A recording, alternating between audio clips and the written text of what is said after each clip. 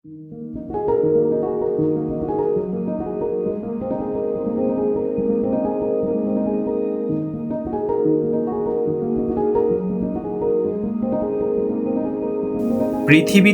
কিছু জায়গা থাকে যেগুলো থেকে মানুষ দূরে চলে গেলেও মন কখনোই দূরে যেতে পারে না। আমার জন্য সেই জায়গাটাই হলো পাহাড়। আজ আমি জাপানে, প্রযুক্তিতে 2050 সালে অবস্থান করা একটি দেশে। চারিদিকে আধুনিকতার ছোঁয়া, ড্রাইভারবিহীন গাড়ি, উঁচু বিল্ডিং এবং দ্রুতগতির বুলেট ট্রেন, এই সব কিছুই যেন ভবিষ্যতের মতো। কিন্তু এত কিছু থাকার পরও আমার মনটা বারবার ফিরে যেতে চাইছে আমার সেই প্রিয় বান্দরবানে। সকালের কুয়াশা, পাহাড়ের গায়ে মেঘ ছোঁয়া আর আঁকাবাঁকা সেই পাহাড়ি পথ, এই সব কিছুই এখন যেন মনে ভাসছে। জাপানে সব কিছুই আছে, কিন্তু সেই পাহাড়ের শান্তি, সেই প্রকৃতির ডাক এখানে যেন খুঁজে পাই না। হয়তো আজ বের হয়েছি এই দূর দেশেও খুঁজতে সেই অনুভূতি। দেখি না জাপানের কোথাও কি লুকিয়ে আছে আমার প্রিয় বান্দরবানের মতো কোনো পাহাড়। তাহলে চলুন সেই পাহাড়ের খোঁজে।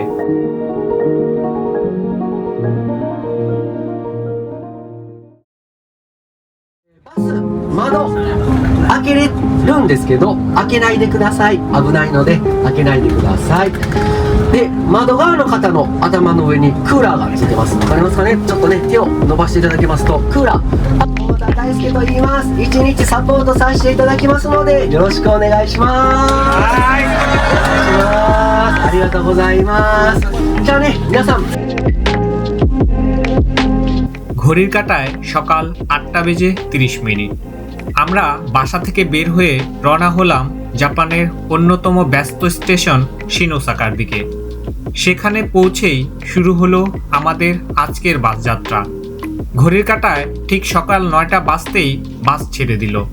জাপানে একটা জিনিস আমার খুবই নজরে এসেছে, এখানকার বাস কিংবা ট্রেন ঠিক সময় মতোই তার গন্তব্যের উদ্দেশ্যে ছেড়ে যায়। 1 সেকেন্ডও এদিক সেদিক হয় না বললেই চলে। সময়ের ব্যাপারে তারা অনেক বেশি সচেতন। বাস চলছে আর এদিকে আমি জানালার বাহিরে তাকিয়ে জাপানের রাস্তাঘাটের পরিবেশ দেখে সত্যি অবাক হয়ে যাচ্ছি। এতটা সুন্দর এবং গোছানো শহর, কিন্তু আশ্চর্যের বিষয় হচ্ছে এখানে রাস্তাঘাটে ডাস্টবিন দেখা যায় না। তারপরও চারপাশ এতটা পরিষ্কার কিভাবে থাকে তা সত্যি অবাক করার মতো। এখানে নেই গাড়ির হর্নের শব্দ, নেই অতিরিক্ত কোলাহল, সবকিছুই খুবই শান্ত, সুন্দর এবং নিয়ম মেনে চলছে।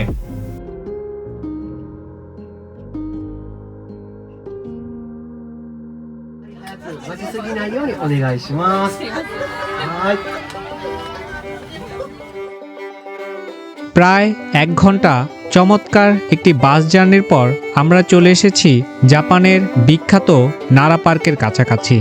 বাস থেকে নামার পর চারপাশে তাকিয়ে দেখলাম এখানে শুধু জাপানের মানুষজনই নয়, বিশ্বের বিভিন্ন দেশ থেকে আসা অনেক পর্যটকও ঘুরতে এসেছেন।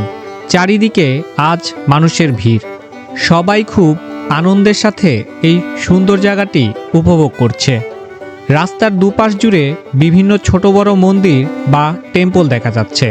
এই শহরটি ঐতিহাসিক স্থাপনার জন্য খুবই বিখ্যাত। আমরা নারা পার্কের ভেতরে প্রবেশ করতেই খুব সুন্দর একটি পুকুর দেখতে পেলাম, যার জাপানিজ নাম সারুসাওয়া পন্ড। পুকুরের পানিতে বিভিন্ন প্রজাতির এবং বিভিন্ন রঙের মাছ ভেসে বেড়াচ্ছিল। সেই সাথে আরও দেখলাম এখানের হরিণগুলোর অবাধ মুক্ত চলাচল। এই জায়গাটির সবচেয়ে বড় আকর্ষণ হলো এখানে থাকা অসংখ্য হরিণ, যারা মানুষের সাথে একদম কাছাকাছি থেকে ঘুরে বেড়ায়। জানা যায় নারা পার্কের ভেতর প্রায় 1200-এর বেশি মুক্ত হরিণ রয়েছে। চলুন এবার নারা পার্কের ভেতরে থাকা এখানকার অন্যতম আকর্ষণ তোদাইজি টেম্পলের দিকে যাওয়া যাক। টিকিট কেটে ভেতরে প্রবেশ করতেই দূর থেকে দেখা যাচ্ছে বিশাল এক টেম্পল, যার নাম তোদাইজি। তোদাইজি জাপানের সবচেয়ে বিখ্যাত এবং ঐতিহাসিক বৌদ্ধ মন্দিরগুলোর মধ্যে অন্যতম।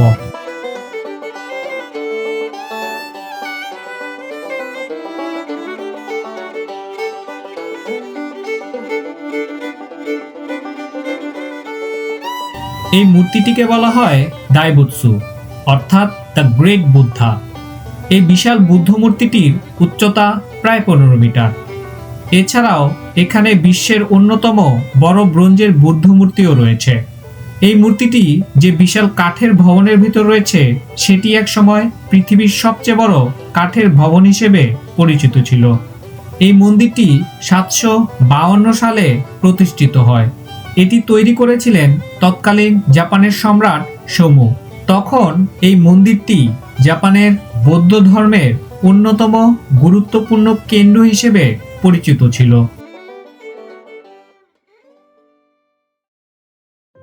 পার্কের একপাশে এসে ড্রোনটি আকাশে উড়িয়ে দিতেই দূরে সবুজ পাহাড়ের সারি স্পষ্টতই চোখে ধরা দিল। মনে হলো হয়তো এতক্ষণ ধরে আমি এই দৃশ্যটাই খুঁজছিলাম।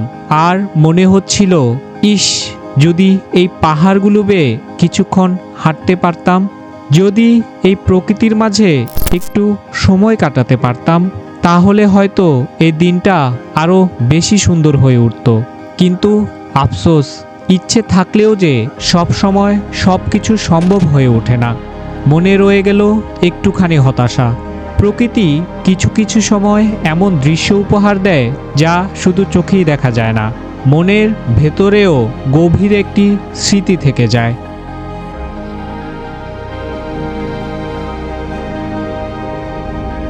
আমরা এখন চলে যাচ্ছি আমাদের পরবর্তী ডেস্টিনেশনে।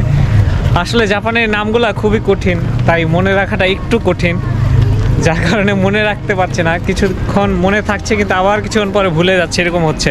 চলেন আমরা বাসের দিকে এগোনো যাক। বাসে করে তারপর আমরা আমাদের পরবর্তী ডেস্টিনেশনে দেখা হবে। আর এই যে দেখেন,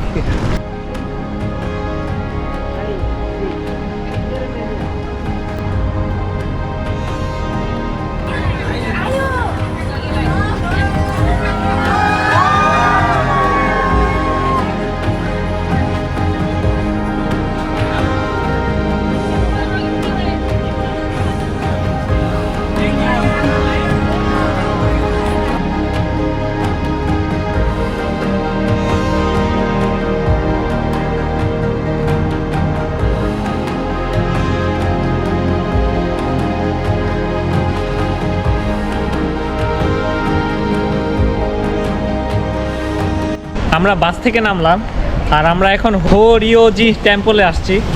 আর বৃষ্টি হচ্ছে, কি দেখাবো আর সেটাই বুঝতে পারতেছি না। ঠিক আছে, চলেন হোরিওজি টেম্পলটা দেখা যাক।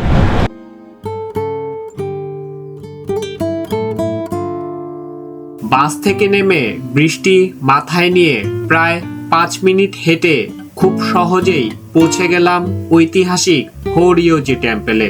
টিকিট কেটে ভেতরে প্রবেশ করতেই চোখে পড়ল প্রাচীন কাঠের অসাধারণ সব স্থাপত্য। মনে হচ্ছিল যেন শত শত বছর আগের কোনো সময় চলে এসেছি। ধারণা করা হয় এটি 7ম শতাব্দীতে নির্মিত হয়েছিল। হোরিওজি টেম্পল বিশেষভাবে বিখ্যাত কারণ এখানে বিশ্বের অন্যতম প্রাচীন কাঠের স্থাপত্য এখনো সংরক্ষিত রয়েছে। তাই কিছু সময় এই টেম্পলের আশেপাশটা ঘুরে দেখতে শুরু করলাম।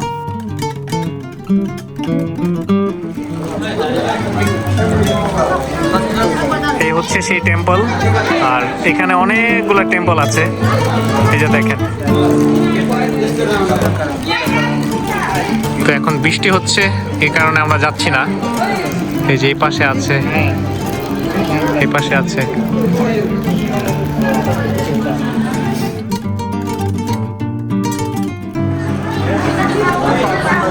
এপাশে টেম্পলগুলো এত সুন্দর লাগছে যা বলে বোঝানোর মতো না।